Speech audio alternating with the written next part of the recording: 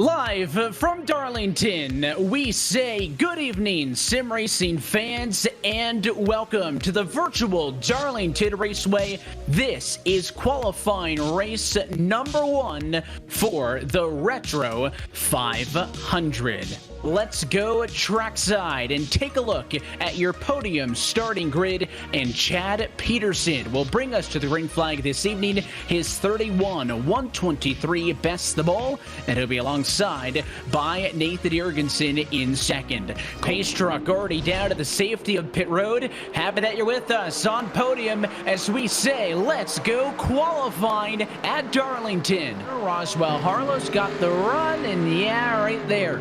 Left your quarter panel. You're not going to get away with that one, and it was a very lazy spin. He did what he should have, locked it up. Two cars duke it out in front of him and said, oh, I might be able to take both these spots. Forget 10th. I might be able to get 9th also. Oh, and it's all going to fall apart. Huge wreck off of turn 2. 4 cars involved, and it is calamity on the bubble again. Mario Miranda feeling the pressure, makes a mistake, and from 9th position came in late, dominant on the restarts, and Cody Dutton is qualifying race number 1 winner at Darlington Raceway, easily punching his ticket to the Retro 500. And arguably, I think, an early favorite. Andrew Navarro will bring us to the green flag this evening. His 31.103, good enough for pole. A heavy hitter, though, alongside in Boyd Hogan. We say, let's go racing at Darlington. Like a pig in a pen, and they want to get off this race car as quick as possible, and you just see that 5. He gets into the throttle, trying to get the run off the exit like you were talking about earlier, of riding that fence, kind of pulling the Kyle Larson and Tyler Reddick line, and he just looped it around, and luckily for the 42, he didn't get a whole lot of damage in that, so you just gotta hope. I mean, these guys up here, they know right now, in their head, 24 laps to go, they're in the show. Now, we saw them get aggressive. We saw them get aggressive last week as well. And it is Cole Dutton trying to shut down Chad Peterson. We saw Navarro strong early in this one, but for majority of this race, it happened old tires. Mid-race, looked like he'd stroll away with it, but he had to fight back from some challenges late in this one. But the fastest car get to the first one home, Chad Peterson, winner of qualifying race number 2, and he punches his ticket to the Retro 500. Chad Peterson is in victory lane ahead of TJ Bursky and Sean Butler. We'll chat with all of those drivers in just a moment. Cole Dutton and Boyd Hogan finish inside of the top 5 this afternoon, with Andrew Navarro in P6. Roswell Harlow in 7th. Jake Ham sneaks in late to steal that number 8 position ahead of Zachary Mertens 9th, and Jake Balmain, your top 10. Those are your qualifiers. So Gary, we are 2 weeks in to a 4-week qualifying marathon for this Retro 500, and Kieran Church will bring us to the green flag tonight. His 31.075, the best by a mile atop Brandon Sox, who will start alongside in second. Field is in the hands of Kieran Church. He looks to the flag stand as we say, let's go racing at Darlington. Right, so not out of this thing, but right here, it just snaps sideways in the center of the corner, and it's the overcorrection again that puts him into the fence. As the battle for the race lead rages on, Oxendine on the inside, had it at the stripe. It'll be all his to turn 1. Chad Oxendine, new race leader. Stalknick in there, who's looks like he's having trouble with the handling of his cars. Oh, as the looks like the 77 is, the 7 is going around, so. Or the 70, sorry. The 70 of Brian Schreibner went around in front of those guys. Cycle the green flag service until yellow. He was the only driver to gamble with a 2-tire stop. It'll pay off big. Chad Oxendine, qualifying race number 3 winner for the Retro 500. We'll be back for the 4th and final qualifier next Wednesday night, right here for the virtual Darlington Raceway. That race and every race on the road to the Retro 500 can be found exclusively here on Podium Esports. Until next time, good night from Darlington.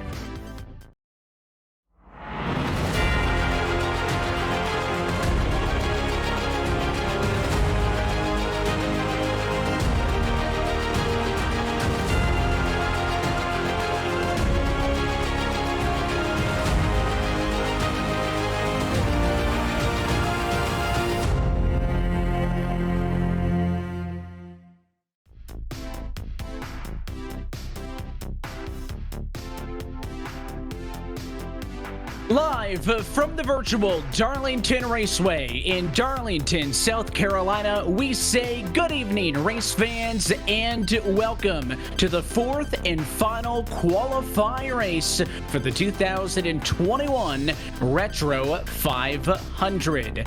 Well, the road to the Retro 500 has been about a month long. To this point, we have locked in 30 of the 40 drivers that are race in next month's 500-mile race. Tonight is the last decision as we welcome you into the Podium booth. As always, myself, Evan Pasoko, tonight alongside with Taylor Burris and our producer downstairs, Ryan DeBauer, pushing the buttons and bringing us to you using cameras courtesy of Dougie Beard. So Taylor, we've seen a lot of very different things over the course of these qualifying races. Races 1 and 2 had big fields, big drama, big chaos. Well, last time out, with a bit of a smaller car count, it became more a battle of survival, and expecting that to be the storyline tonight. We will advance the final 10 drivers into the Retro 500 here tonight, and it looks like it'll be a field of 12 battling for those spots. It certainly is, but yet this field of 12 has some very talented drivers joining us tonight. You have eNASCAR Coca-Cola iRacing Series driver Vicente Salas joining us, including Podium Esports League racer as well, Brandon Hawkins, including several other drivers as well who will be competing in tonight's race, like Josh Bonwell. So they're going to put on a good show, but that battle from the 10th position, so you got 9, 10, 11, and 12, that's where the excitement, that's where going to be the intensity levels are going to be for these drivers here for the next 123 laps. You're going to have to limit self-mistakes and self-inflicted errors, and that's because as we talk about this Darlington Raceway, it is such a tricky racetrack. 40 cars, 12 cars, it doesn't matter. This is a hard place to drive. It's been challenging NASCAR's best for the better part of 70 years. This 1.36-mile egg-shaped oval features 4 turns. Of course, 1 and 2, much wider and broader compared to 3 and 4, where it's a little bit tighter and you're going to have to get off the gas. But the racetrack looks wide from high above, Taylor. It is that actual racing surface up against the wall that's so thin that it makes this racetrack so exciting. It certainly is. Of course, this track has been around since the 1950s, but just running up against that high side of the racetrack is going to be the preferred groove of racing throughout the duration of tonight's race, as well as for the big 500-mile event next month. So drivers are going to have to make sure that they try to keep off that wall, but it's safe to say we're going to have several Darlington stripes before it is all said and done here tonight at Darlington Raceway. As we see the race analysis, 123 laps. As we pointed out, the top 10 move on to the feature race, and we do have plenty sets of tires and 1 fast repair available in case they get a little bit too much of that damage here at Darlington. And one added element that we mentioned in these races is you're not only fighting to qualify, but you're also fighting for your qualifying positions. That Retro 500 will not have its own qualifying session, so the better you finish in these, well, the higher you're going to start for that main event. Now it's a 500-mile race next month, so you got time to work with it, but tonight's qualifying race number 4 winner will start 4th on the grid on the outside of row number 2. There's also been the story developing, Taylor, of drivers who have attempted several times to qualify, right? I mean, in theory, you wanted to go through qualifier 1, lock it up, and be done with it, but several drivers have had to try 2, even 3 times to do it. I'm disappointed that our own Josh Lee's not in the field because he had his second unsuccessful attempt last week. I told him you got to go on the 3rd try. He is not here tonight. Disappointed in the half send for Josh, but a lot of drivers have that option and have actually taken that option, I should say, try to requalify back in. So this is it. There is no other way in but tonight's race. So it'll be interesting to see if any of the drivers in the field tonight have competed in some earlier qualifying races, and maybe you can take some of that experience into how to approach this thing. It certainly is, and that's going to be one of the most important things, is they took that experience from previous events, realized things that worked, things that didn't work, maybe pull off a little bit of a different strategy given the fact of how many cars are in tonight's race. If it was a bigger field of cars, you would have to completely change the game, but here, maybe you could be a little more aggressive with your strategy calls due to the fact of how many cars are running in tonight's race. We'll have to see who comes up with the best strategies. I think the limit in qualifier 3, right, was the fact that 9 drivers finished on the lead lap. So Dylan Connolly was able to qualify in that 10th and final spot from 2 laps down. So you don't have to be picture perfect in this race. You just need to limit those mistakes, take it easy and know what you are racing for. Every single qualifying race thus far on the road to the Retro 500 has had drivers self-spinning, wrecking for position in transfer spots and taking themselves out of the picture. Drivers overdriving. You need to reel it in just a little bit. But like I mentioned, it is Darlington. Just because we have 12 cars and not 42 does not mean this race is that much more prone to go green all the way. This is a tricky track, driver versus track, and we'll see how they navigate it over the course of the next 123 laps. Qualifying has drawn to a close. Let's go trackside and take a look at your Podium Esports starting grid. A handful of drivers who are actually taking qualifying times up at the front of the field. And no shock, it is Vicente Salas who will bring us to the green flag tonight alongside Caden Rush in second. Josh Bodwell will start from third alongside Chase Pierce in P4 with David Grantham and Sammy Yaya, your top six.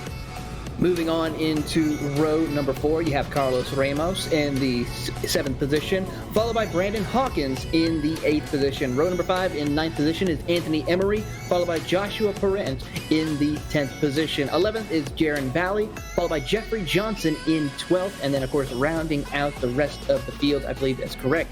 He will be riding shotgun in that number 2.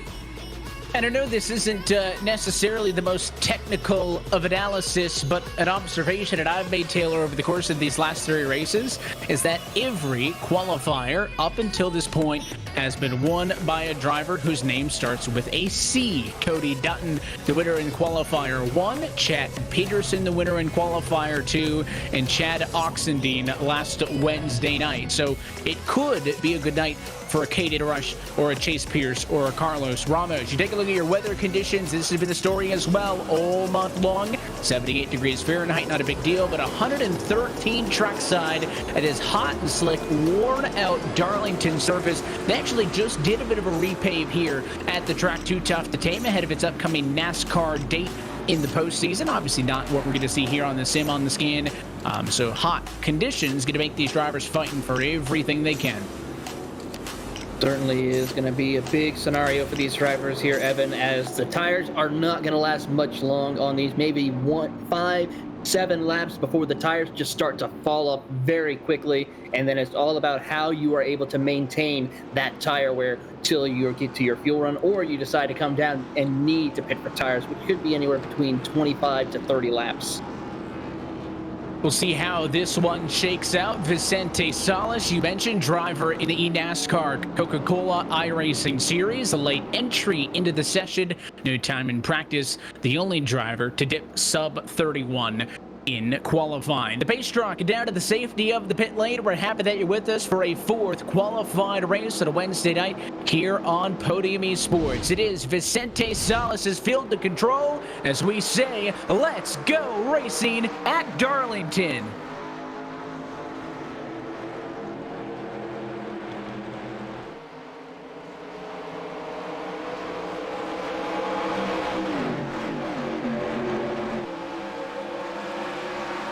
Dallas Bobbles, Caden Rush already on the bumper, trying to make a move early in this race. Josh Bodwell gets passed up. That's Chase Pierce who goes up to 3rd here on board. Oh, and a spinner behind. It's Bodwell who is way down to the apron. No yellow, will be okay. He had a little bit of help from Sammy Yaya, and now a yellow flag comes. Yeah, looking right there, you'll see the contact between Bonwell and Yaya as they work through 3 and 4. And then also the 24 of Joshua Parent, the issue on the track as well, bringing out the caution. So 2 incidents in one corner there. They both started, though, it looked like with cars getting loose. And you'll see this perspective from Yaya. Look up the road to 56. I mean, it's not like he just ran him over. You can see he's smoking the right rear. It's pushing, pushing, pushing. Obviously, it's the contact that does him in. But I'm not sure how much Sammy Yaya could do in that position. It's the exact same thing that happened there for the 24 to Joshua Parent. You'll see it from on board his car into turn number 3. Is he going to get way loose on his own? He almost caught this thing. Look at it all the way full lock to the right, but then right there at the last second got a little bit of assistance as that was Michael Eckhart who got into him and finished him off. So a very messy first trip through 3 and 4 and an early yellow in qualifying number 4. Certainly is here in the opening laps, as you see the situation for Michael Eckhart as he makes contact with Parent. That'll send him down to the inside pit wall right there. He'll come down on pit road to get some damage repair done. Not taking a fast repair just yet, as he's going to try to save that for a later time. But field now back again under caution here, as we hopefully will go back green flag racing and have a little bit of a run for the next lap or two. That's going to be a big story as well, right? The fact that you have a quick repair available is big enough in its own right. But if you have just a little bit of damage like that, you're right. Drivers are not going to want to burn that fast repair on lap 3 of 123. Even if they, recognize, listen, this damage is enough to take me off the pace just a little bit, you would rather be a little bit off pace, stay on the lead lap, just hang out. And then if you're involved in another incident later in this race, still have that quick repair available. Don't think anybody's too tore up. Michael Eckhart sat on pit road that time. He got about 41 seconds of damage repair, but as you see your leaders come by the start-finish line, he will blend back out onto the racetrack and pull in front. So, all the drivers, I believe, will maintain lead lap status. Yeah, so far that is going to be the case right now, as Eckhart has just joined the rest of the field. He'll be catching the tail end of the lead lap here as he works his way down back straightaway heading to turn 3 and 4. You're on board with him now as he tries to catch up in that Darrell Waltrip Pepsi Retro paint scheme running it here tonight. So it's good to see some of the drivers running here tonight with some throwback paint schemes and cars, or paint schemes I should say, of that particular era. Well, that's the whole objective, right, with running this Retro 500. It's Podium Esports' tribute to the Winston Cup era of stock car racing, utilizing these 87 Monte Carlos and Thunderbirds. And certainly a fun car to drive no matter what, fun track to drive no matter what, one of the best combos on the surface. Pace car down and in. This time it'll be a single file restart as they ring them around the outside wall. Solis is on the gas early, and the green flag is back in the air. Field working their way down into turns 1 and 2. Your top 3 of Vicente, Caden Rush, and Chase Pierce have broken away to a 3-car battle for the race lead as Caden Rush gets a good run off of turn number 2. He'll take a peek down the inside, down the back straightaway. He will get his nose just underneath the quarter panel as they enter turn 3. Second time in a row, Rush has been better off for the restart. Solis bobbles, new race leader, Caden Rush. Early pass in that Folgers number 25 Chevrolet. He will lead lap number 5. He had that same run on the initial start of this race, but wasn't able to get underneath Solis that time, was able to challenge there in the 55, wasn't able to put much of a fight, and now Chase Pierce is all over your pole sitter. He'll look down to the inside, side by side for a second. Behind them, a battle between Anthony Emery and Sammy Yaya further down the road. So everybody fighting off in turns 3 and 4. They're all chasing Caden Rush, and Pierce makes the pass. Second is now his. Currently, the driver who holds on to that final transfer spot is the number 9, or the 111 of Jaron Valley. He currently holds on to that position. He has about a 0.6 of a second over Joshua Parent and Michael Eckhart, who is closing in on him a little bit. But right now, he is just by himself, which sometimes that's probably the best situation if you want to make it to the big show. So now we see, can these drivers settle in, or is it going to be one of those races where mistakes are the difference makers? Your race leaders through the top 6 or 7 at the moment have single filed out quite a bit, and this is where all the action is. On board with Josh Bonwell, all sitting in the brake position, trying to chase down Sammy Yaya. He's got Carlos Ramos behind him, and there's a look off the back of Yaya. Big bobble at the 2. Here comes Bonwell to the inside, looking into 3. But that 49 will not give this spot over, and what a defense. Sammy Yaya keeping it in there, but Bonwell just as aggressive. He certainly is as they work down the front straightaway heading into turns 1 and 2. Bonwell gets right on that white line in the middle of turns 1 and 2. Yaya will prevail, though, on the outside lane, holding strong. That's going to bring in Carlos Ramos in the 90 car now into this battle. So a 3-car battle for that 7th position as they head back into turn 3. And this is where you can get that little bit of tunnel vision, right? Especially in the case of Ramos, you're the second to last driver safe. You want to add a bit of insurance behind you, but is it worth wrecking for P8 this early in the race? I would have thought, talking about how challenging, this racetrack is on its own, Taylor, that if I was Yaya there, instead of like a Bondwell, throws it to my inside as Bondwell gets the fence a little bit further back, and we pick up the battle for third. Salas trying to hang on, but Hawk and Emery not that far off. I would have thought, though, if Ricard's going to throw it like that to my inside, and he's right next to me, I'd let him go. But he really wanted to force the issue. He certainly did, and with how many cars are in this race as well as how long this race is, 123 laps, it shows that you need to also show that patience. It's still a long way to go. Who knows, that driver can make a mistake later in the going where you can capitalize and gain a few more positions on the starting lineup for the Retro 500, but just having the opportunity to just still be in that top 10, it should be every single one of those drivers' priority. So for drivers such as the now 111 of Jaron Valley, who just got passed by Joshua Parent for that 10th spot, and Michael Eckerhart, that is where those drivers need to be a little bit concerned, but still take care of their equipment and make sure they're there at the end to try to battle for that coveted 10th position.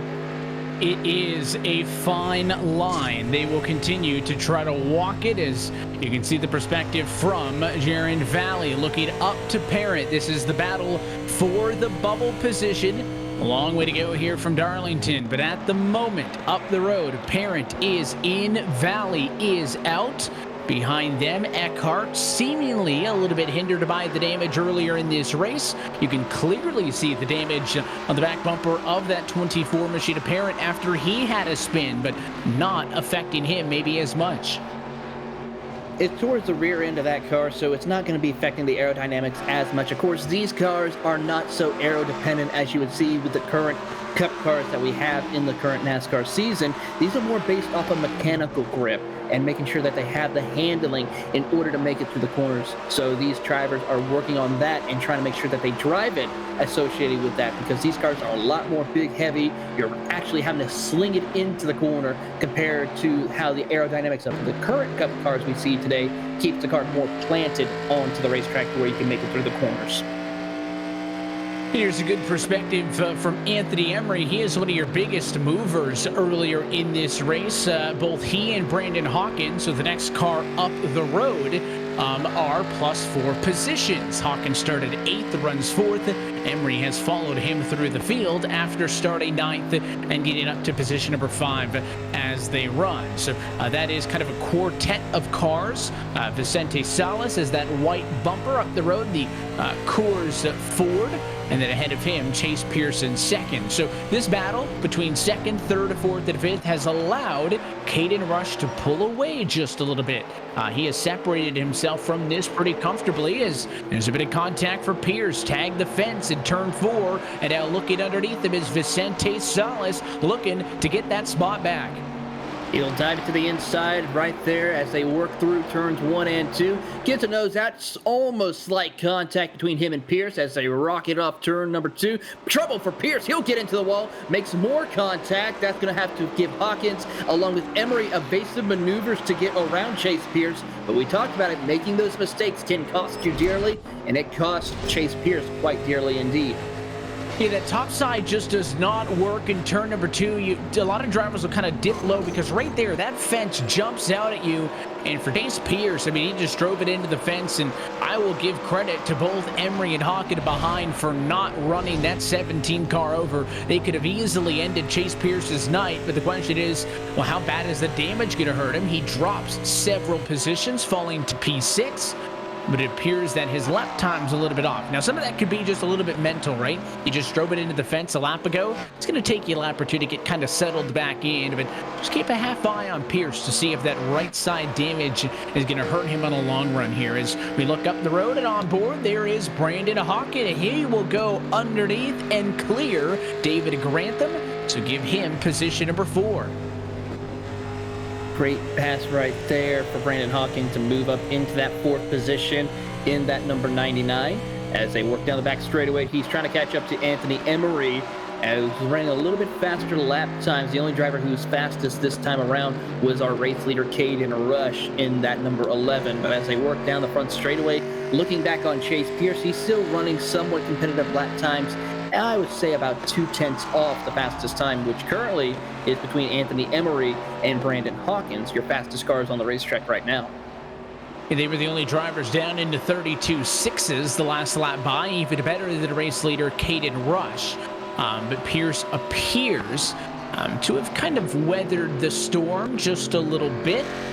But again, you can always watch those intervals in the running order top of your screen. So with Brandon Hawkins now having to get passed by Anthony Emery. Emery's the driver who is your biggest mover now, +6 in that Brandt Ford Thunderbird up the road. So very impressive stuff from Anthony Emery early in this race. He sits at about a 3.3 second deficit to the race leader. But again, P3 would be more than enough to get him in to the Retro 500 next month here for the virtual Darlington Raceway on Podium Esports. But after that quick yellow, this race starting to grow some legs.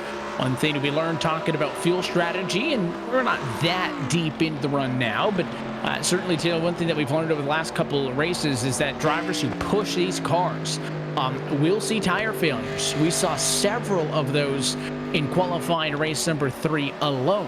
So there may be some logic to, somebody like a Grantham who is just steady, started 5th, running in 5th, conserving his equipment. That's definitely a viable strategy. Whereas if you're in a group like these 3, constantly fighting, certainly going to be driving the race car harder, as there's Yaya again, just a kiss to the outside wall, no harm, no foul. It certainly is going to be interesting to see who will come down pit road here. Like you said, we haven't got down that fuel window to come down pit road to get fuel, but we are approaching where that tire window, where the tires are starting to lose a lot more of that grip, where it can be even more difficult to drive these stock cars here at Darlington. That is going to be the critical. It's not going to be about who comes down to get fuel first. It's going to be who will come down to get tires first when we get things going. But we only have 5 sets of tires, so it's even much more difficult as one driver is around. I believe that's going to be Carlos Ramos who goes around. He was running in position number 8, and it just got a little bit too high in 3 and 4, caught the fence. You'll see it right here. This is all on his own volition, but then Joshua Parent comes in and gets into Ramos there and turns that 90 car down and onto the apron. He was able to recover, but big championship, implications when you talk about the qualifiers. He drops to P10. He is now the bubble car, and it is a position gained for Joshua Parent. He is looking up the road, and you can see not much he could do in that situation.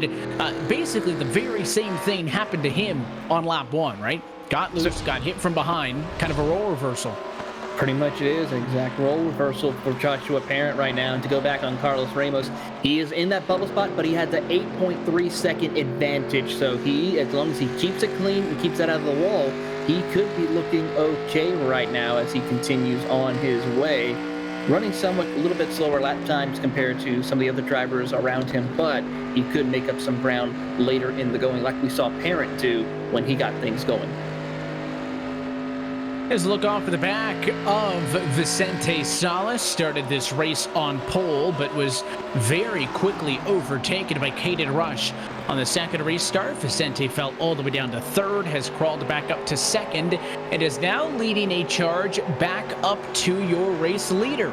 Once upon a time, Caden Rush was about 2.5 seconds clear. Last lap, only clear by 1.4 seconds. That last lap alone, Vicente was 0.5 of a second better than Caden Rush. So it looks like he is, kind of straightened out the ship, just had a poor lap. But I think some of the inconsistent lap times for Rush could come to bite him here if this trio continues to be as smooth as they have been. They certainly have been running very smooth, not really battling with each other, just running those consistent lap times as they come across the line.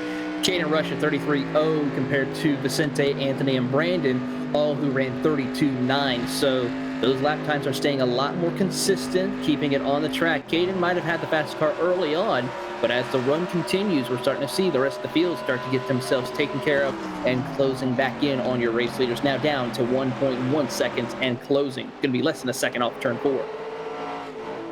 And the key here is if they start funning with each other, it could benefit Caden Rush. Because they've been single file, it has allowed them to eat into the gap. Now you look at the battle for the race lead, down to nearly 1 second between race leader Rush and in second place Solace.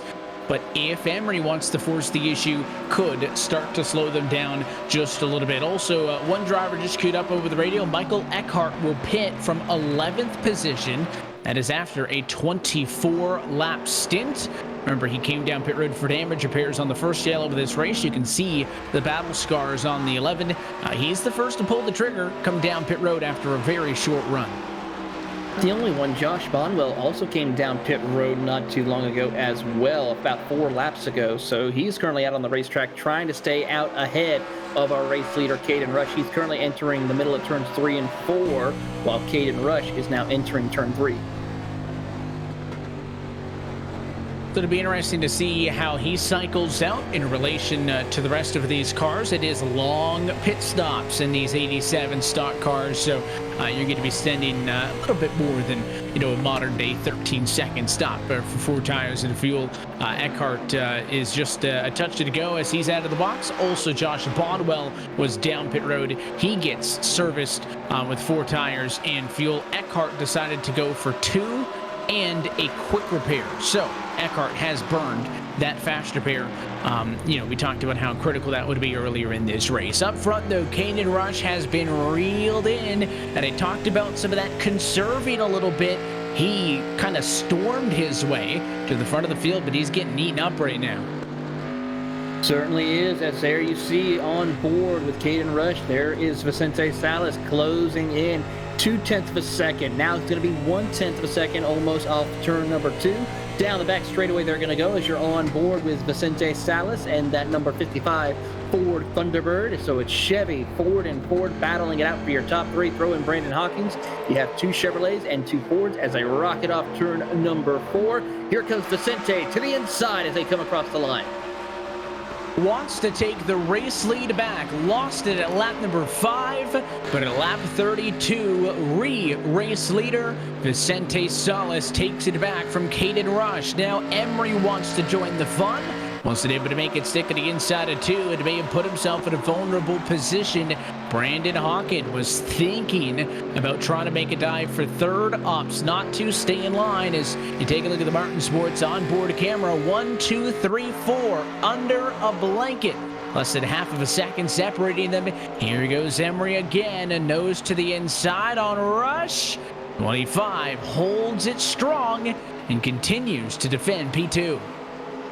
So as they come off of turn number 2, the second place driver of Caden Rush is starting to pull a little bit away from Anthony Emery. Brandon Hawkins is going to try to close that gap and consider a pass as they work through turns 3 and 4. Right up against the wall goes Caden Rush as they come off. Vicente Salas goes a little bit lower off corner exit, but still presses on and starts to pull away. 0.2 of a second separates him from Caden.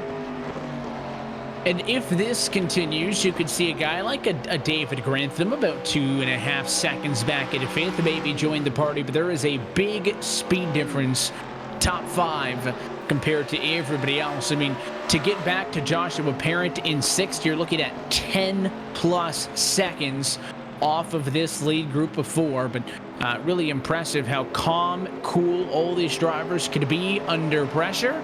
I said that I noticed a trend that all the race winners to this point, Taylor, had been, guys with a name that starts with C, but I guess tonight the key is to have some red on that race car because there is a lot of red up at the front of the field as they run Ford, Chevy off of turn 2.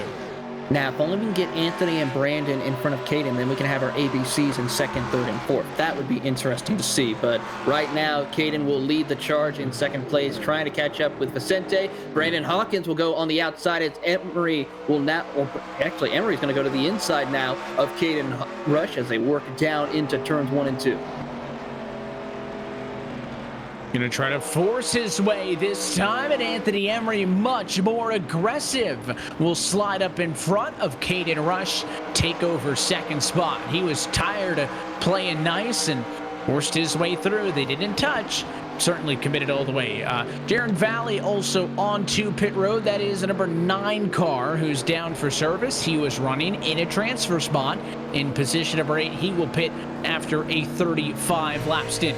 I would imagine, having run 36 laps in this race, Taylor, with 86 to go, that the best pit strategy here might just be pit at about lap 40, pit it again at about lap 80, and gonna make your runs pretty even to the end of this thing.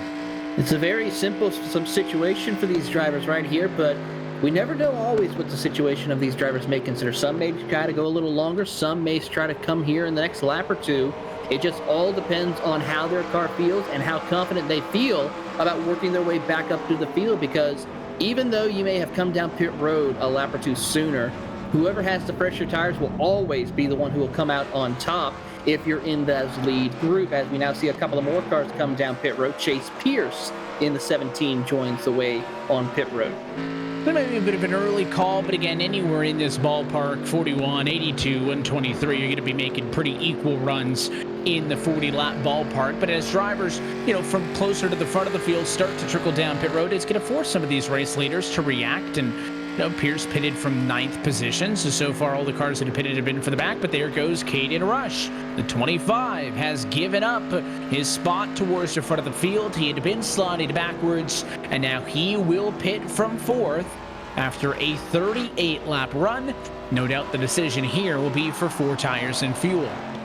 It certainly will. Now the question is, when we will see Vicente Salas, Anthony Emery, and Brandon Hawkins come down pit road. David Grantham still going to stay out as well. Joshua Parent also staying out on the track as they now come up to lap the 111 of Jaron Valley, who will now slot back in that 9th position. Still waiting on a couple of more cars to come down pit road. 7 are yet to pit. And it is your top 7. No surprise there. Jaron Valley is the lead of the drivers who have already completed service. But once I think Caden Rush blends back out onto the track, that should clearly go in his favor. We'll now see the speed difference, right? Can fresh tires make a difference? The guys up front running anywhere from 1.2 to 1.5 seconds off of their very fastest laps that they said earlier in this race. So for each lap that they stay out and Caden Rush laps with the fresher tires, he'll make up 1.5 seconds, 1.4, I mean, he will build an advantage. And of course, it'll swing back in the favor of these drivers. Once they pit, they'll have the better hand. But certainly, that is a factor to consider. And maybe Rush sees this a benefit, right? It looks like all these cars are going to be down pit road together, or roughly together on the same strategy. Maybe by Rush separating himself, he can get out of this chaos, right? Give him a little bit of clean air.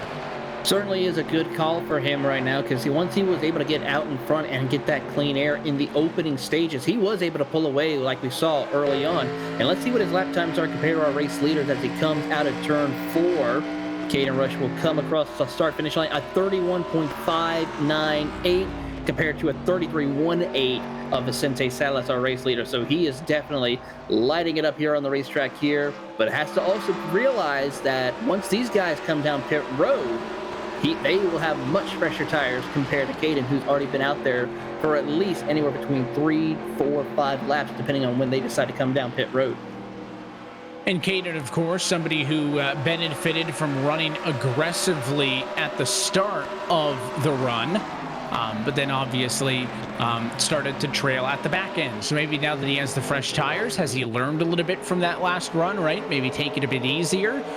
Or is he going to come on hot and heavy at the start of the run and kind of accept that, his tire's going to be a little bit worn towards the back half? I mean, just with the numbers, right? You've run 43 laps thus far. You got 79 to go. You're well within that fuel window. I don't think that these guys would be able to push this 60-something laps for a one-stopper. It would be very difficult for them to do 60 laps. I could see them maybe pushing close to 50, maybe 53 laps, but going 60, it's going to be difficult. And I have to say, those tires have got to be screaming to be getting off those race cars and put some fresh rubbers on those tires or on these cars here tonight. It is still Solace 1, Hawken 2, and Emery 3. All of your top 3 separated right there by less than 0.6 of a second. This could be interesting, though. Lapped car joining the party. Jaron Valley, the Dyna Machine. Remember, he pitted a little bit ago. He's got fresher tires. He's going to have to tiptoe his way past the leaders. That's a lot of traffic that he's dealing with. And because of the pit stops, Chase Pierce, now the mobile driver, in the number 10 spot. He's running about a second ahead of Michael Eckhart right there behind him in 11th position. Pierce should end up much better than that. After pit stop cycle through, should probably end up closer to a top 7 spot or so. But at the moment, with having seen 5 cars pit, 7 cars remain, he finds himself at a tricky spot at the moment. And that's where, a race like this, I don't know if it makes the driver feel better or if it makes them feel more uncomfortable, Taylor. I would think that, you have a race that has green flag racing. It allows you to execute the strategy that you kind of thought of when you rolled in here on the virtual hauler, right? You had a game plan. Green flag race, it allows you to execute that. But there's always that risk then of if I pit and I'm sitting around in the back, that untimely yellows could really hurt me. So if you're committing to a strategy, and it really is a commitment, as you see Valley there slice by on the inside and get around Anthony Emery, who hits a bit of the fence that time in turn number 3, but is a faster lapped car trying to kind of tiptoe around these race leaders.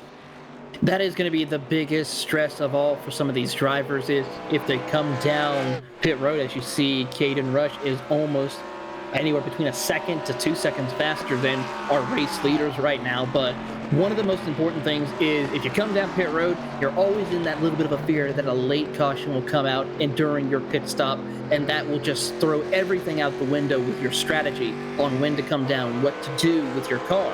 It's just a matter of just trusting when to come down, needing to come out on pit road as quickly as possible, and then getting back up to speed as well. Making sure you hit your marks, making no mistake, but also still making sure you maintain that original plan, but be ready to call any audibles if necessary. I wonder, because there's this many cars that have stayed at behind, do they think they could go one stopper to the end? I mean, it's certainly not a strategy that I thought was going to be on the docket at the start of the night, but I mean, at this point, you're 50 laps into the run. Your race leaders just crossed it over to 50 now. You got 73 to go. You split the difference. You add 7 laps onto this, and you're starting to get towards the ballpark. I mean, I still don't think it's there. I mean, you're going to need to get to at least lap number 62, I would think. Of course, the yellow did aid them. We did see some drivers top off. Those old drivers, though, have all since come back down to the pit lane.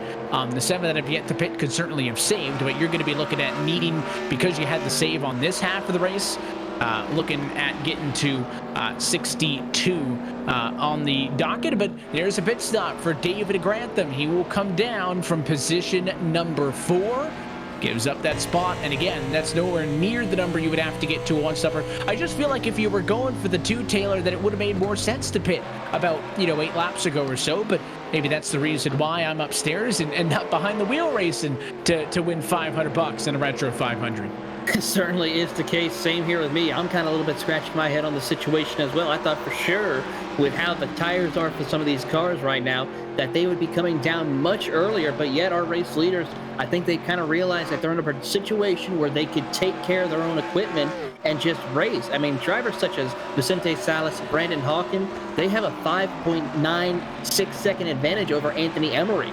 They're able to just ride it out. I mean, if Brandon wanted to, he could go up there and battle Vicente, but it's still so early. Why not ride it out and continue to just click laps down and see how far you can go? And these 2 drivers right here, including Anthony Emery, Joshua Parent, and Sammy Yaya and Carlos Ramos, they're going to try that. They have at least anywhere between a lap advantage over their competitors. So why not try to stretch it out as far as you can go? And it's fair that, having, we talked about drivers maybe making a repeat, and there's a spinner apparently in the back straight away. It is Chase Pierce. So big mistake for the 17, who will limp down to the inside. His night done just like that. Watch this. A little bit loose on the wall, and the overcorrect is huge damage into the outside fence. Chase Pierce was running in 10th position. I had just said no more than a few laps ago that he'd probably end up 7th after a pit cycle, but that is not good for him. And even with the quick repair, he was forced to tow to pit road. That is major, major damage. I mean, he's not going to be allowed to back onto the racetrack for at least another 3 minutes. Best case scenario, he's back in this race like 8 laps down. I mean, Chase Pierce, what did I say off the top? The self-inflicted errors have been a storyline all month long in these Retro 500 qualifiers, and Chase Pierce qualified 4th, gets bit in that one. He certainly did. Unfortunate for him. And look, his night is done unless some other interesting scenarios happen between now and then, as another car does come down pit road. Sammy Yaya in the 49 has come down pit road. A close call for Hawkins as he's trying to get around the 90, that of Carlos Ramos, to put him 1 lap down, leaving 4 cars leading on the lead lap. As we now see, it looks like Chase Pierce has just now got that towed to pit road. He's now getting service done to his race car. And I believe somebody may have a flat tire as well. I think it might have been Carlos Ramos that was asking if he was able to continue to drive with a flat tire. That has been a 54-lap run for Ramos, so he will pit from the number 5 position. So another driver down to the pit lane. That leaves 4. Joshua Parents bounce it off of the wall. I mean, these guys are really struggling. And it may have been Emery who had the flat. He is barely able to get onto pit road. He's going to miss it. He was not able to get that. I'm guessing it had to be a right side tire, Taylor, because when he got on the brakes, it would not turn, and he completely missed that pit entry, and he's going to have to go all the way around. He may even be risk at being penalized here because the flat tire, counting as damage on the surface, has given him a black flag for requiring to pit. I hope that extra lap around doesn't cause an issue there with a penalty. I'm trying to see if it's a right front or a right rear tire. I think it might be that right front that is gone as he now makes his way down pit road, and then also Joshua Parent. So it looks like the right front of that 92 is gone completely flat. Everyone now except Vicente Salas and Brandon Hawkins has come down pit road. And of course, 2 drivers, that of course of Emery as well of Carlos Ramos, have come down due to flat tires as the caution is come out, I think. I was just taking a look. I mean, Joshua Parent was on pit road. He nearly had a spin, which might have triggered a yellow a little bit ago, but we got away with that one. I mentioned they were all bouncing off the fence. I think he is probably on that limit. And Anthony Emery struggling on pit road now, overshot his box as well. So he is going to lose a lot from these last few laps. Maybe not enough to take him out of the top 10, right? I mean, 10 transfer spots, 12 cars. It's a pretty big buffer. I said at the top of the show, you don't have to be perfect. You just have to limit those mistakes. But he'll get the 4 freshies, and I mean, he would again blew the tire, 54-lap run. Vicente Salas and Brandon Hawkins are awfully close now on making a one-stop strategy work. They've been out there for 59 laps. I mentioned my number would probably be 62 or 63. I mean, this is just not a strategy I thought was possible at all coming into this race, but they are on the doorstep. They certainly are, and putting on a great drive for both of these 2 drivers. I mean, they're now running back into the third, at least for Vicente, back into the 32-second bracket. Brandon Hawkins been teetering around the 33 2s and 3 mark right now. He's lost a little bit of ground on Vicente Salas, but incredible drives by both of them as they have not lost any major issues with their tires and have just continuously logged laps as they're going to go another lap here. And you wonder, you know, what the savings like. I mean, just looking at the lap times for these guys, it's not like they've dropped way off the pace. In fact, Vicente's last 5 laps were faster than his previous 20. So maybe he feels like he had saved enough in the middle of this run to be able to get to what he's comfortable with on his fuel number, and now he's able to push it for just an extra lap or 2, and should be down pit lane very, very shortly. The onboard perspective with him, he's running 32-second lap times. I mean, that's faster than what Jaron Valley just ran on 20-lap old tires, not 61-lap old tires. But you can see these drivers and up the road there. Missing a right front fender is Sammy Yaya on the 49 machine. Here's how it happened. It's a pretty heavy hit right there in 3 and 4. That's more than a stripe. That is more than a stripe, and looks like he lost the nose for a brief second. He still got the nose, but he did lose that right front. As he continues on, he will still continue racing, but major damage that will affect the handling quite a bit as he continues to press on. Currently sitting inside the 11th position, so he has lost a ton of time as we now see Brandon Hawkins come down pit road. So he will pit from the number 2 spot at the completion of lap number 63, cross it over to 64. I think that is a doable number for Brandon Hawkins, but any more that you can get, I mean, any extra is just money in the bank. And I mean, Vicente Salas, listen, if there's one driver in this race, maybe one driver on the sim for all intents and purposes, that can win a race on a green flag run and pulling a strategy like this, nobody would be at all surprised. Trouble! Vicente Salas. As he slides up and gets a Darlington stripe right there for you, Evan, as he works off a turn 4. He was practically sliding that Ford Thunderbird through the middle of turns 1 and 2. I was just listening to him on the radio there, said that it snapped a little bit on him, but no harm, no foul. Didn't get all the way around, and here he is, down pit road. Look out, oh, a mistake for Vicente Salas. He spins, coming to pit road. He will straighten the ship. There is no caution, but how much time will that take against him and Brandon Hawkins? Let's watch the onboard. He had clearly hit that limit, and there was no save in that race car. Wonder if he also had a flat. Could be a big possibility when he was coming down pit road when he hit the brakes. It could have locked it up and caused it. Yep, I think I see a flat tire on the front of that number 55 Ford Thunderbird. So he's going to come down pit road, get the 4 fresh tires, and hopefully get back out on the racetrack and continue on his way. So the drama continues here from Darlington Raceway, and now past halfway, everybody will cycle themselves through.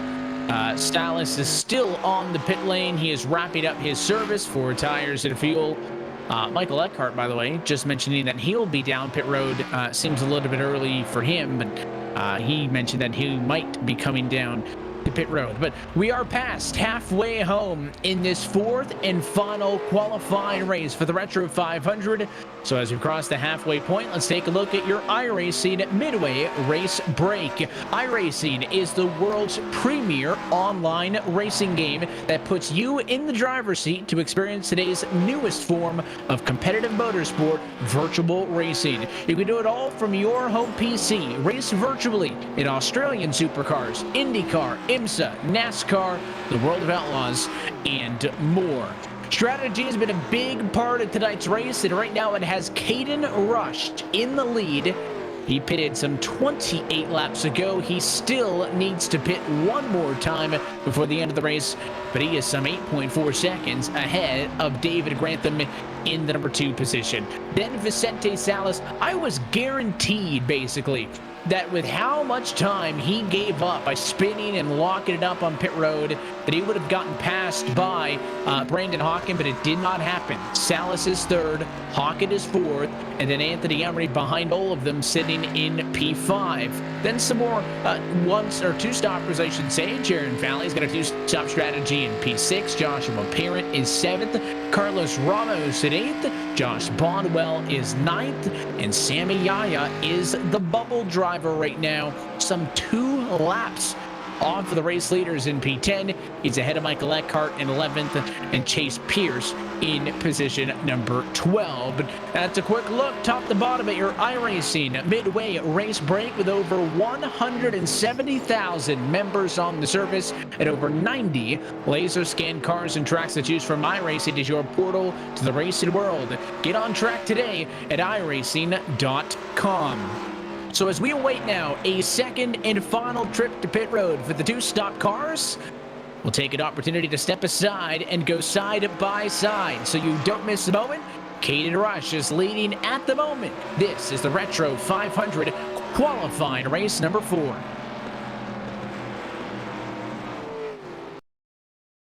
you want to be the best, you can't settle for the rest.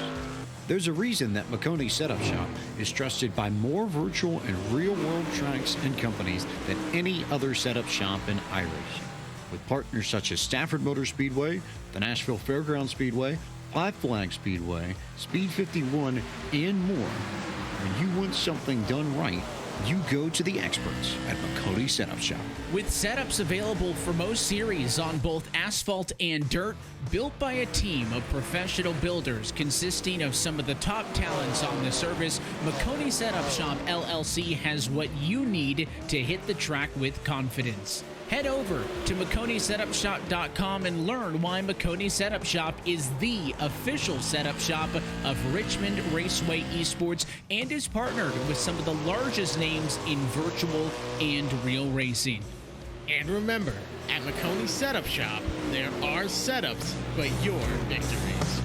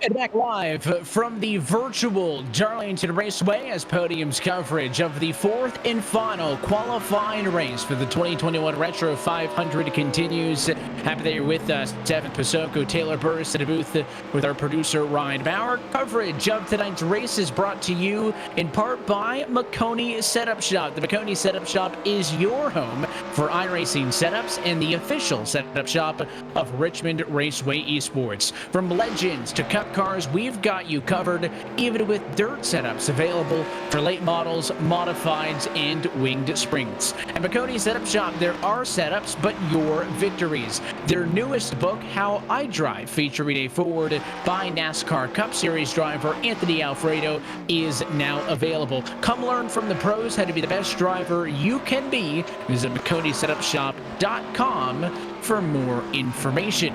Well, we talked about it, Taylor, in our podium race analysis, that it's a custom fixed setup that all of these drivers are running, so no team or group can have an advantage over somebody else on track. And say a big thanks to our friends at McConey Setup Shop for providing that setup. Yeah, it certainly is a great opportunity. It takes a little bit less stress off the drivers to try and set up these 1987 Cup cars and more focused on how to drive these cars, as a little bit of changes are going on up in the front of the field. David Grantham is now your race leader after Caden Rush has come down pit road.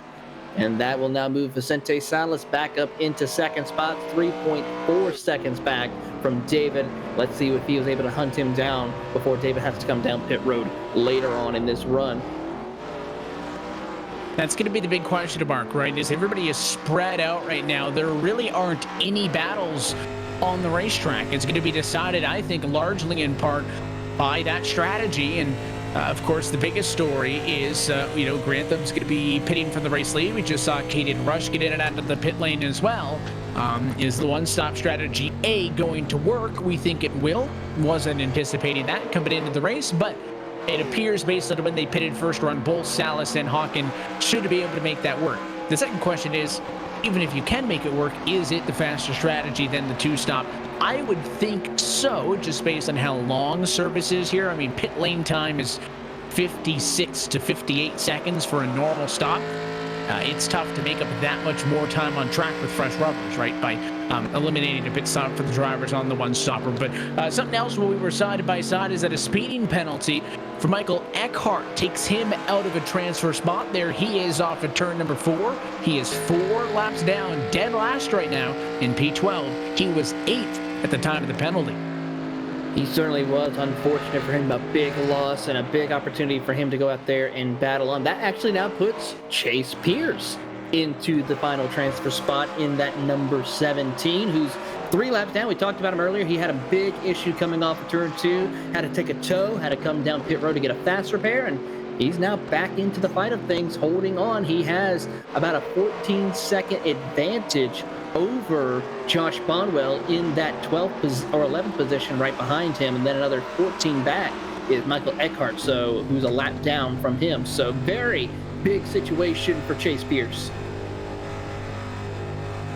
It has been a lot of those self-inflicted errors, even from the top drivers in the field. Salas has had a couple of missteps, having made some mistakes, and some drivers have been able to bounce back better than others, but it was a mistake-riddled but relatively clean opening half of this race. What is in store for the final third inside of now 41 laps to go for the drivers towards the front of the field? Grantham should be pitting anywhere in the next 4 laps or so, but Salas may catch him even before we get to that point. Hawken is about 1.5 seconds behind Salas, so Vicente is not on his own on that strategy, but has been better with those 2 cars at the moment. Drivers who have already pitted and are good to the end of the race include Caden Rush, Jaron Valley, Josh Bonwell, and Michael Eckhart. Those drivers are good to go the distance. The questions come in maybe a little bit when you talk about the guys like, I don't think Emery's going to be able to make it, but they're going to push it. Parent's going to try to push it. So will Ramos, Yaya, and Pierce. So that's kind of the different strategies that are in the works at the moment. And I mentioned that qualifying race number 3, Taylor, the key was to just stay on the lead lap, right? 9 cars finished on the lead lap, 10 made the show. So, Dylan Connolly made the show from P10 at plus 2 laps. Right now, we've only got 6 cars on the lead lap, and the green flag pit cycle has been the big difference maker in this race. As you continue to watch the intervals, Salas and Hawken closing in on Grantham, who's got much older tires than those 2 cars behind him. He certainly does. The gap is, let's just say, Vicente has 19 lap-old tires compared to the 34 lap-old tires of David Grantham, so a very big difference indeed, almost 15 laps of difference, as a matter of fact, between the 2 drivers as they work off a turn 4 down the front straightaway here. It's only a matter of time before we see Vicente work his way back up towards the race lead, as he is now under a second, if not right on the money of a second between the 2 drivers, as we just saw Caden Rush get himself unlapped around David Grantham as they work down the back straightaway. Racing themselves off at turn number 2. Grantham as well has been kind of tiptoeing through some traffic, which is going to allow Salas to get there that much quicker. Caden Rush is the last car on the lead lap. There is his Folgers number 25.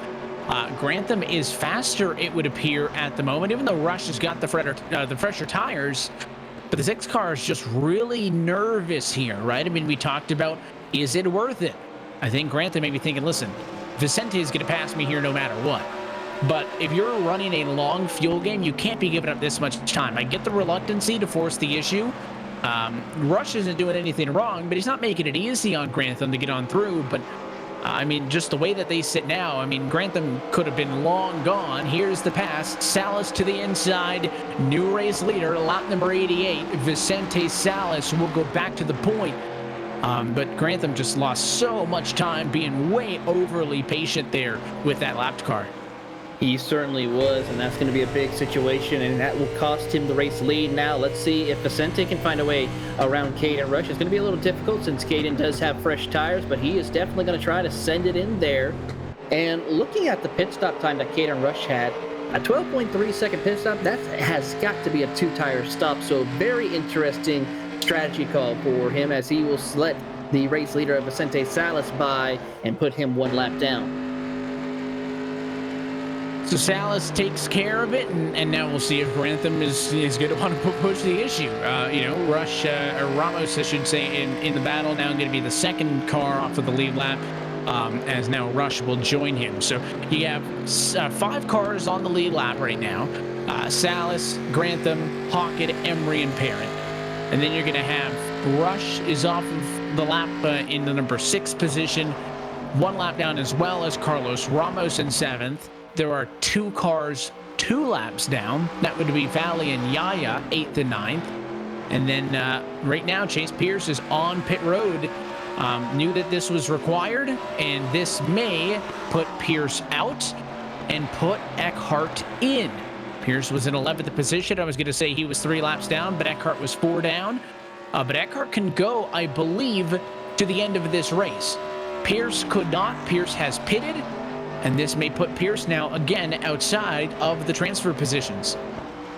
Certainly looks like to be the case right now as we watch what happens here as Vicente Salas pulls away from Caden, and David Grantham is still stuck behind Caden Rush. Brandon Hawkins dropped back to about a 1.7 seconds between him and race leader Vicente Salas. Still yet no other cars have yet to pit at this moment, but we'll probably see a couple here around the lap 100 mark at the very least.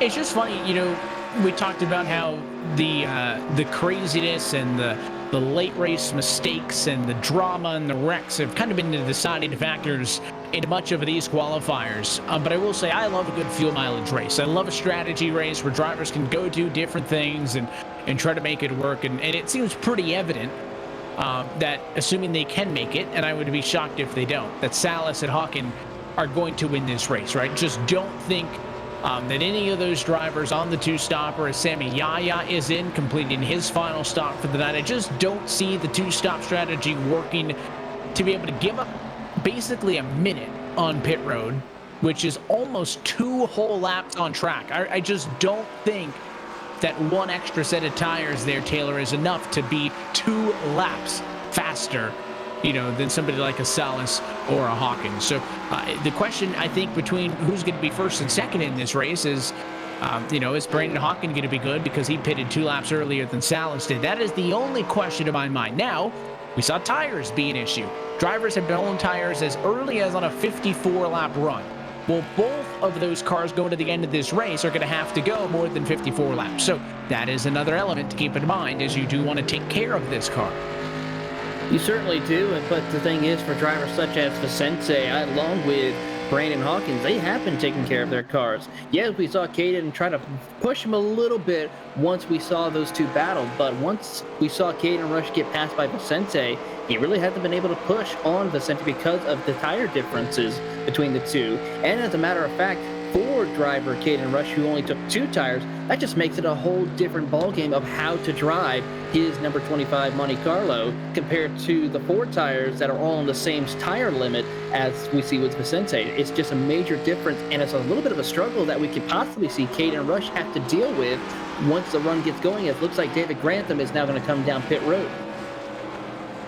He is going to come down to the pit lane 44 laps later. It'll be a short run to the end of the race for him. Opted not to split the end of this one in half. He'll go long and now short. He's only got to go 27 laps to the end of the race. Grantham is now good to the end.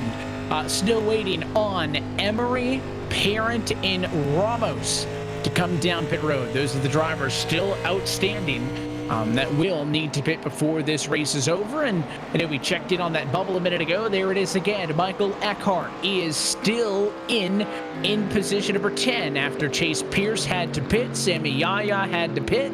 So Eckhart leapfrogged both of them. He is the bubble cart, but they are on the same lap. Eckhart is coming off the front straightaway now. Yaya is in turn number 4, and Yaya's got about 21 lap newer tires. Interval-wise, I mean, that last lap, Yaya was better by almost 2 seconds. So Eckhart's got the spot now, but Sammy Yaya may be the driver in prime position to steal P10. He certainly is, as he's now down to 2.9, 2.8 seconds between him and Eckhart as they work their way through the corner right here as you come off of turn number 4. That's going to be the battle of the watch here as the laps continue to go down. We're coming up just shy of 20 laps to go here as they work their way, as they chase the yellow car here, as you're on board with him, as he's trying to get around the 111. That, of course, is the 111 of Jaron Valley, who's had a very tough night so far, but he's still in that position, that 8th spot. A good night for him so far. If he keeps it like that, he will make it into the big show next month. It's all that matters. Get to the show. That Retro 500 maybe going to feel a lot more like this race than it has any more of those other qualifiers that we've done, right? A 500-mile race, but we are just scratching the surface in these short qualifying sprints where, we're talking about 167 miles instead of 500. So it'll be interesting to see. Oh, and there's a spinner on the back straightaway. Will this bring a yellow? It's Carlos Ramos from position 7. He was comfortably in a transfer position. He still needed to pit, and that would have been the only question mark. But Ramos got a little bit of the apron, and that is about as a direct hit to the inside wall. As you can see, lost the engine, toes to pit road, and in the blink of an eye, Ramos from a transfer position to likely missing the Retro 500. And this is going to have big implications in the battle for the bubble because Sammy Yaya is going to go underneath Michael Eckhart. In turn number 4, he will pass him to take over position number 10. Eckhart for a moment slides out. But again, with Ramos wrecking out of this race, Taylor, that may have just saved Michael Eckhart. We'll see. Pierce is not that far behind him either. Pierce could end up being the actual beneficiary. He certainly is, as we see Eckhart make trouble off of turn number 2. He'll hit the wall as you see now the 6 of David Grantham go to his inside. So this is going to be a pass for position as Eckhart hits the wall again in 3 and 4. Here they come off of turn 4. Chase Pierce will look to the inside as they go side by side for the transfer spot. Eckhart still holds on, but not for much longer. Chase Pierce now will then dive into the inside and complete the pass off of turn number 2 as Eckhart still struggling with that number 11 Chevrolet. So continues to slip and slide, and it is going to end up being Pierce who's the beneficiary because if Ramos was still up there, Chase Pierce is out right now. In position number 11, Eckhart is way gone in 12th. Instead, they have a little bit of life. Meanwhile, Carlos Ramos is now blending back out and onto the racetrack.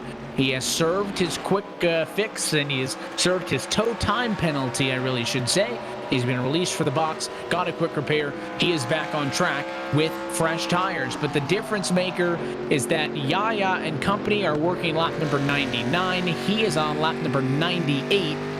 So Ramos is about 3/4 of a lap behind. That's what he needs to make up if he wants to get back just to the same lap as those guys. So I think Carlos Ramos is going to be kicking himself after that one. Certainly is, but it just shows how this track can get up and bite you very, very quickly here. We've seen it all throughout the night, drivers making small mistakes. It's not about really racing against the competitors. It's about racing this track because this track is absolutely the toughest circuit in the NASCAR schedule. It is the track that everyone wants to go and win at. It's the track everyone wants the chance to go in a race, but you have to show respect to this track because it is so historic and so tough to tame. And now we wait for what next is to come. I mean, every one of these races has had some driver make that late mistake.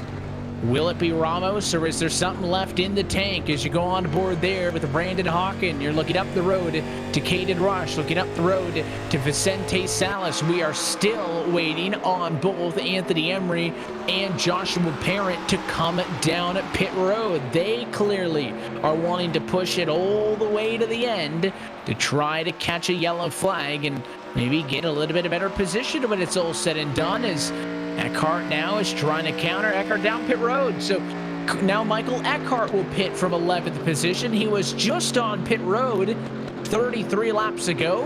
That may have been just, can't be too far to make it because Salas was on pit road 41 laps ago. We anticipate him to make it, but Eckhart will pit. That'll give Carlos Ramos 11th. Doesn't solve much for Ramos. He's just as far behind P10 runner Chase Pierce as he was before, but now Michael Eckhart's night continues to spiral. Unfortunately for Eckhart, I think that might be his last set of tires that he has come down. He might have one more set in case of a late race caution, but he is definitely having trouble as Pierce once again gets loose, and I think it's safe to say he is having some difficulties out on the racetrack right now. And we see that, with a lot of drivers, they get to the end of the run, and you just really struggle a lot, and that's just how this one shakes out. Chase Pierce is not on track anymore. What happened to Chase Pierce now? Let's take a look. The 17 was just the bubble car. I talked about how Ramos gets 11th but doesn't get any closer to Chase Pierce, and something happened that forces the 17 to try to come down pit road. He missed pit road. Still think he could have had an opportunity to hit there, but now Chase Pierce is no longer showing up on the racetrack. Move everybody else up a spot again, and now Carlos Ramos is back in a transfer spot in position 10. What is happening at Darlington? That's why you got to keep running the laps, because that is what happens. We saw Carlos. He had a major incident, wrecked, was on pit road getting a tow, repairing the damage, got back out there. He's now back in the transfer spot. You have to keep fighting each and every single lap. This is an opportunity to go and compete for $500 to put your name in Podium Esports history. They're going to fight to the end of the race here. I just got the notice inside of the service that Chase Pierce lost connection on his end. So he has lost connection to the server. That is his night as well. Watch in the middle of all of this. Michael Eckhart on the bottom. The 11 car trying to tiptoe through. He now, having just gotten fresh tires, if he didn't pit, he would have been in the bubble spot right now. Instead, pitted, thinking that he needed to try something.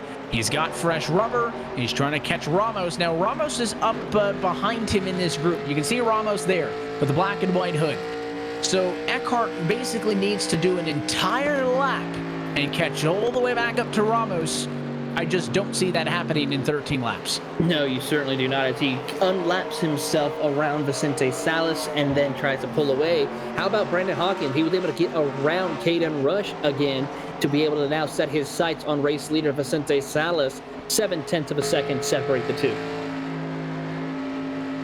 I mean, this race has gone from a strategy one to kind of a bit of a crapshoot. Who can make it to the end? Who wants it? Who's not going to throw it away? And it appears like everybody fumbling it at the moment. So Ramos was in, was out, had fallen all the way down to dead last no more than 10 laps ago. And now he's back in a transfer spot, 5 laps down in position number 10. Caution free since an opening lap yellow in this race. 11 laps to go at the start-finish line. That time by the main story, Vicente Salas looking to win. But Brandon Hawken has been the better of those two the last couple of times around. Caden Rush could be a big factor here. If Rush gets around Hawken, it would create a buffer between first and second. But if he lets the 99 go here, Brandon Hawken may chase down Vicente Salas and try to win this race. He's certainly going to try as they work their way down into turns 1 and 2. Caden Rush gave a little bit of a push to Brandon Hawkins down that front straightaway. And as they rock it off of turn number 2 down the back straightaway, it is down to 0.2 of a second between your top two. Caden's going to give another push to Brandon Hawkins as they enter turn 3, as Hawkins is right there. He is there to capitalize on any mistake Vicente Salas makes, as here comes Ramos to the inside of Rush right here with the fresher tires, but backs off, thinks better of it. He does hold on to that final transfer spot. Hangs on to the spot for the moment. Can he now maintain a clean race to the end, or will he also find himself making mistakes? The battle for the race lead is on. Hawken now within 1/10 of a second of Vicente Salas, and I talked about not being surprised if Salas could pull this one off, being the first driver in eNASCAR history to lead every single lap and win an oval race back at Richmond earlier this year in the Coke Series. But maybe discrediting or underlooking Brandon Hawken a little bit. And remember, Hawken pitted 2 laps earlier than Salas did, but I don't think he'd be pushing like this if he had any concern on the fuel number. I think both these drivers have hit their mark. They're happy with it, and they're going to fight for the win. Winner of this gets P4 on the grid for the Retro 500. Back at the board, Chase Pierce is back in the session. He will have fresh tires and maybe a factor here as the race leaders are just up the road. He is faster than them, trying to stay out of the way here, but Pierce is 12 laps down. His night is done. Yeah, it's unfortunate for him. Unless, a late race caution, he can maybe get a lucky or a wave around possibly. Maybe also if some other drivers run into some serious issues here in the closing laps, but it's very difficult, unlikely.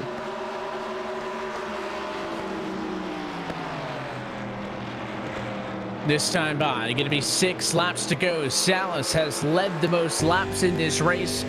The highest runner, I still think, by the way, that Anthony Emery is going to have to pit. I mean, if he could go to the end of this race, his number would be 67, 66 laps to the end of the race. I mean, that would be quite a run for Anthony Emery if he could do it.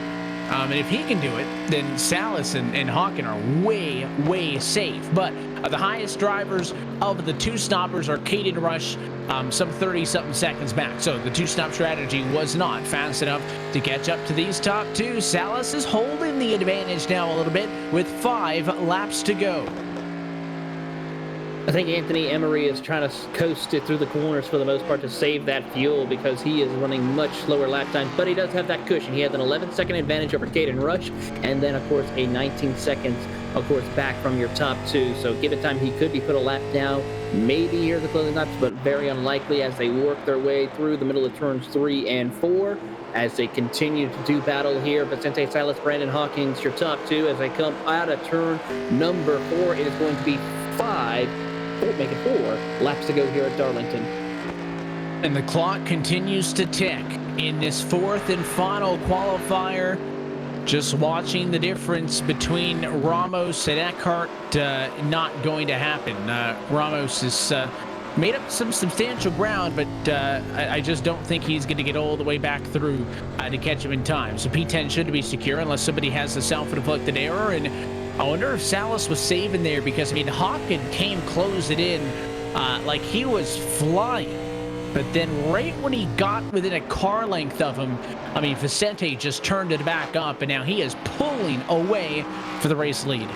Was 3/10 faster than Brandon Hawkins last time around, so he has definitely kicked in the afterburners for these closing 3 laps to go here as they work down the back straightaway, getting around some lap traffic. That looks like to be, of course, Josh Bonwell, so he could possibly run into some situations that could allow maybe Michael Eckhart to squeeze a position away. We'll have to see here momentarily, depending on how long he's on pit road. Well, you will make the dive to pit road. Bonwell was running 4 laps down. This could put him out. He had been out there for 42 laps. Again, I just don't understand how some drivers can go 65 and others can't go more than 44. I mean, if I'm Bonwell limping around, unless he blew a tire, he may drop out of this race inside of 2 laps to go. We go back on board with Hawken. We'll check in with what's going on with Bonwell in a moment, but you can see Salas has pulled away. White flag is in the air for Vicente. Talk about dominance. We saw Caden Rush pull away early on, but once the pit stop cycle started, Vicente Salas has taken back the race lead and never looked back down the back straightaway for the final time. No practice, came in for qualifying only, put himself on pole, and makes the one-stop strategy work. A picture-perfect night for Vicente Salas, who's headed to the Retro 500. Hawken also makes it work. Credit to Anthony Emery. I did not think it was going to work for him. He'll also make the one-stopper work, and Josh Bonwell will maintain his position in ninth to make the show after a late race scare. What a close claw right there for Josh Bonwell. He'll come home 10th, about 19 seconds back, as we have a lot of great things going on. And now the celebration as he brings it back around to the front straightaway. For Vicente, this is all business. Step one. Now his sights are set on the feature race next month. But as he celebrates on the front straightaway here at Darlington, this winning moment is brought to you by Martin Sports. Founded by Scott Martin nearly 10 years ago in the frozen region of Michigan's Upper Peninsula, Martin Sports strives for the best custom apparel for your needs. Whether you need shirts for your office, jerseys for a local sports team, or specially designed apparel for your sim racing group, Martin Sports has got you covered. Along with shirts for an other team wear, they also offer gloves specially crafted for sim racing that are lightweight, breathable, and complete with padded leather palms. To learn more, visit them online at martinsports906.com or at facebook.com/martinsports. Vicente Salas is a winner from the Darlington Raceway. We'll take an opportunity to step aside. Post-race action is next as the road to the Retro 500 continues on Podium. When you want to be the best, you can't settle for the rest. There's a reason that Makoni Setup Shop is trusted by more virtual and real-world tracks and companies than any other setup shop in iRacing. With partners such as Stafford Motor Speedway, the Nashville Fairgrounds Speedway, Five Flag Speedway, Speed 51, and more. When you want something done right, you go to the experts at Makoni Setup Shop. With setups available for most series on both asphalt and dirt, built by a team of professional builders consisting of some of the top talents on the service, Makoni Setup Shop LLC has what you need to hit the track with confidence. Head over to MakoniSetupShop.com and learn why Makoni Setup Shop is the official setup shop of Richmond Raceway Esports and is partnered with some of the largest names in virtual and real racing. And remember, at Makoni Setup Shop, there are setups, but your victories.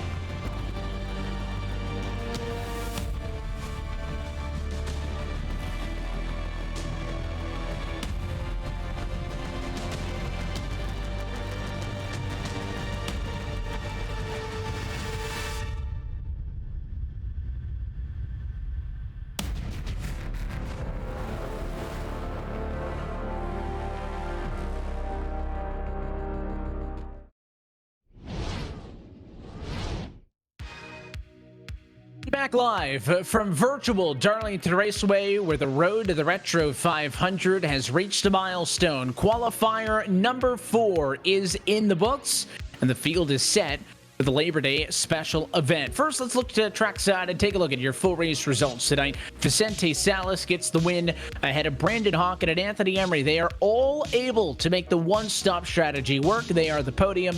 Well, we'll talk with all of them in just a moment. David Grantham and Caden Rush finish inside of the top 5 ahead of Joshua Parent in 6th. Jared Valley finishes 7th with Sammy Yaya 8th. You got Carlos Ramos 9th. And Josh Bodwell, the final bubble driver, makes it in. We will talk with him.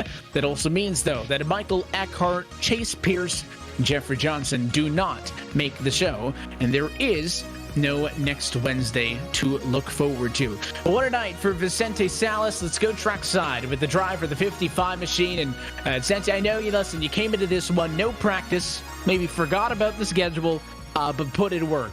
Only driver to get down and into the 30-second ballpark and queue, and then decided pretty early on that you were going to go for that one-stop strategy. It looks like only 3 cars make it work. They all finish on the podium, so clearly that was the way to go. Yeah, I think with the way we were kind of backing up the corners and running the track, I thought that we'd have a solid enough number to make it on the one stop. And with the way the times plateaued, I didn't think that like a 2 or 3 stop strat would make up the time because, we were so consistent. But overall, I had a really, really good time. Honestly, I did forget I was kind of bad with scheduling. My first laps were basically in qualifying. But this car is a blast to drive, and I will definitely be running more of this. Well, you're into the 500 now. Obviously, this is a little sprint race. When you look forward now, and you'll be starting on row number 2 for that one, courtesy of the win in this one. Are you going to be able to approach the 500 kind of similar to how you did tonight just because it was green and allowed strategy to play out, or are there going to be some differences when it comes to that main event for you? I think there's definitely going to be a few differences. The first one being we'll probably obviously have more cars on the racetrack, so the track will rubber in a bit differently, maybe causing us to be a bit quicker, changing fuel numbers, but I wouldn't expect too big of a difference. Well, we're looking forward to that one. The strategy works here. You talk about how fun these things are to drive. That's the point we made right off at the top, right? It's a fun car as is. It's a fun track as is, but it's even more of a fun car track combo. For people who may not be as well adapted to you on the virtual racetrack, what are some of the unique challenges about driving these 87 cars here at Darlington that makes it a challenge, but also that makes it so fun?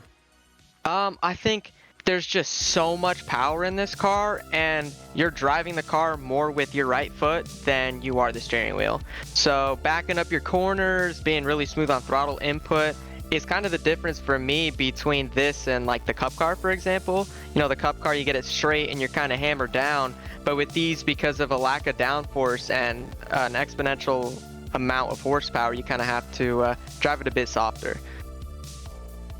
We're looking forward to seeing how the 40 transfers do battle here in a couple of weeks. But at least for tonight, Vicente, you're on the top step of the podium, the race winner in qualifying race number 4. Sponsors and shout-outs and all those good folks. Who makes it happen for you? Honestly, I'd like to thank everybody at Space Station Gaming and Space Station Racing. Because I bought the cars so late, I was not able to get a paint scheme on for them. But you can be sure that we will have a fire car for the main race. Got to thank everyone that supports me kind of on ESE, everyone I work with, and you guys for putting on the broadcast. We appreciate, when guys like you come out and do these because we get to watch the best of the best, and that's all we want to do. So we'll congratulate you again, Vicente, on the win. You got a bit of a different challenge at Darlington, though, coming up here in a couple of days, so I'll catch you for that one, and then we'll see you in the 500 next month. Yes, sir. Thank you, guys. Have a great night. That is your qualifying race number 4 winner. Vicente Salas gets the checkered flag, starting 4th in the 500. Coming home behind him in second was Brandon Hawken. Taylor Burris trackside with the drive of the 99. Here with Brandon Hawken coming home P2. Brandon had a great performance overall throughout the entire race. Tell us how were conditions for you out on the track. Wait, Taylor, yeah, man, that was a completely different deal than I'm used to. A lot of huge tire saving, a lot of fall off, and these things once the rear tires start going away, they're a massive handful. So yeah, it was just it was a really big challenge out there, and something I'm is definitely a lot different than I think a lot of us are accustomed to. It's pretty cool. We got to ask you now. You're now going out to compete in probably one of the biggest events of this year, the Retro 500. What does it mean to go up against some of the biggest names in iRacing next week or next month in September? Yeah, I'm really looking forward to it. Yeah, a lot of really big names, and yeah, it's gonna be a really fun time. You know, the 87 car is a great car to drive at one of the trickiest tracks, trickiest ovals, and man, yeah, really looking forward to it. It's gonna be a really good race, and fixed setups. You know, everybody's gonna be really close on skill and speed, and it's gonna be a really good time, I think. Well, before we let you go, anyone you would like to say thank you to? Oh yeah, just like thank you guys on broadcast, Podium, everybody who set this thing up. It's a lot of work goes into this stuff. So hats off to everybody, and good win to Vicente. That was a really fun race with him there. It was a battle of tire conservation and pit stops, tires blowing out. It was some really good stuff. So congrats to him, and a good race everybody tonight. Of course, that is Brandon Hawken coming home in second place here tonight, as Evan has caught up with the third place finisher, Anthony Emery. Yeah, well, I'm going to say for the second half of this race, I kept saying Anthony Emery has to come down pit road for a second time. It looked like that was the strategy, but Anthony, you're able to go 65 laps to the end of this race. You transfer in, so first and foremost, congratulations, but I got to wonder, was that like an audible call to push it a little bit longer and save to the end, or was the one-stopper the decision for you the whole time? Nah, I think I knew that I was going to be fine. I just needed to, just baby it. I wasn't even trying the whole second half of the race, but I knew I fried him the first half. I knew Vicente I knew he was big chilling in front of me. I knew that he was saving, but I didn't expect it to just flatten out I didn't expect it to go flat on me like it did, so I had to pit a little bit earlier. But yeah, I was just chilling, trying to get the third place, and try to get the best starting spot I could get, because I do think it's obviously really hard to pass at Darlington. The car is extremely tough to drive. So I think track position, even in a 500-mile race, with 40 cars on the track, it's good to be up front and start out. So that's all I was focused on. And yeah, it's just a really interesting combo. I was not prepared for that sudden drop off in the 50s. That was pretty insane. But it drives. It's the Retro 500. It literally drives like a race in the 80s. It's a race of attrition. It's not a race of driving your heart out every single lap to get to the front. You really have to manage all your stuff, your equipment, and just do the best you can with managing your car. What are going to be the biggest takeaways from this run, right? You talk about managing the equipment, getting to the end of the race. A lot of drivers couldn't do that. In the last 30, we had a handful of drivers needing to pit for tires, and the transfer spot changed like 3 times in the last 20 laps. Aside from that issue trying to get onto the pit lane, you mentioned the tire and having to go all the way around. Can that be a learning lesson? What are the biggest things you're going to take away from this to maybe modify how you approach that 500? Yeah, honestly, this is like a test session to me. I was pretty confident that I was going to be fine. As long as I didn't get wrecked, I thought I was going to be just fine and making it. And it's just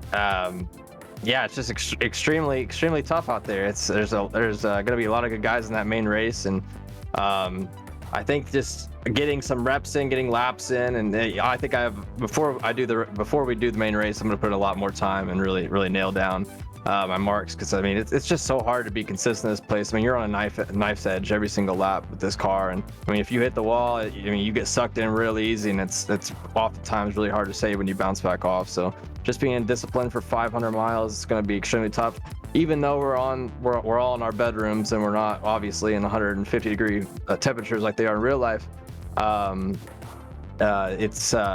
It's still, 500 miles, just the mental strain I think it takes on you. That's something that you really got to prepare for. So 123 laps was long. I'm kind of mentally bummed out, and want to take a break from sitting and staring at my computer screen. But there's a lot more to go here in a couple of weeks. It is only one step that you've been able to get through, Anthony, but a ton of speed in this race, and should be in a good position to be a challenger in that 500. Before we let you go, anybody you want to say hi to?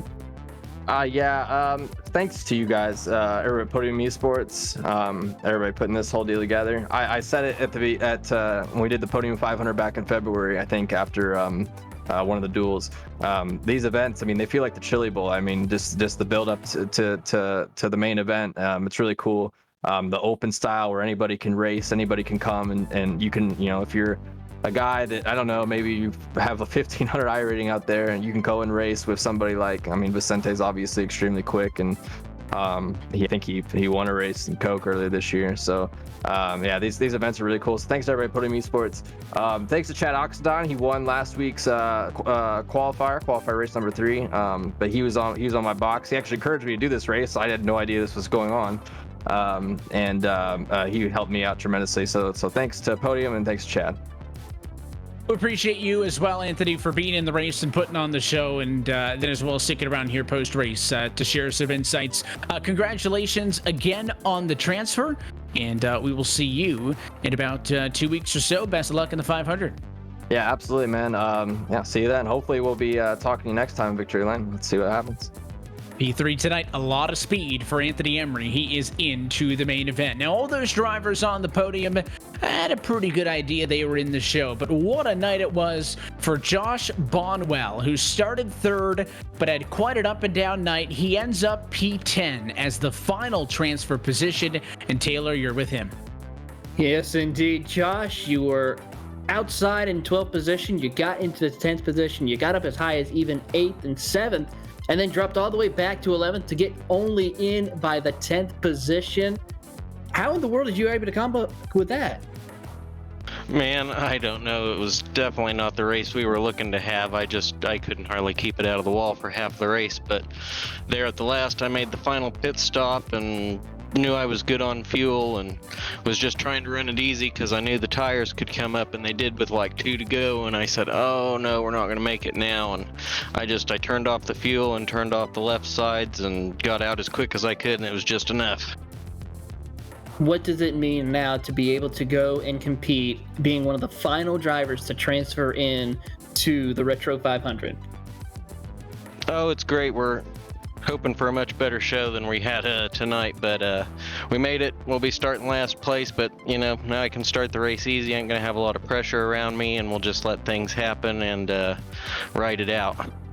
Certainly is, of course. And how excited are you now to be able to be competing for this, as well as going up against some very big names? Of course, you've had the chance competing with them in previous Podium events, but now going up against this year with the stack competition to be named one of the 40 drivers competing this week or next month. Oh, it's great. It's terribly exciting. I mean, there's the best competition in iRacing here with these guys, and it's great to be racing amongst them and part of this event. As we look forward, anyone you would like to say thank you to? Oh, just my family for supporting me, and you guys put on a great show, and thanks to everybody at Podium for putting on this event. All right, well, that is Josh Bonwell. He will be able to compete in the next Retro 500 next Monday night. Evan, it's time to get your best suit on as we are getting ready to go for a dance with the Lady in Black next week. It has been, for some drivers more than others, a long and grueling 4-week process, but we have finally wrapped it up. The field is set, and we're ready to go racing for the Retro 500 in a couple of weeks. And tonight was kind of an interesting race, Taylor. Was it expecting... Not that we weren't looking for green flag racing, right? 12 cars, you got the space to do it. But this race looked very tame to the halfway point, right? Yeah, you got a couple of 1-stoppers, you got some 2-stoppers. Seems simple enough.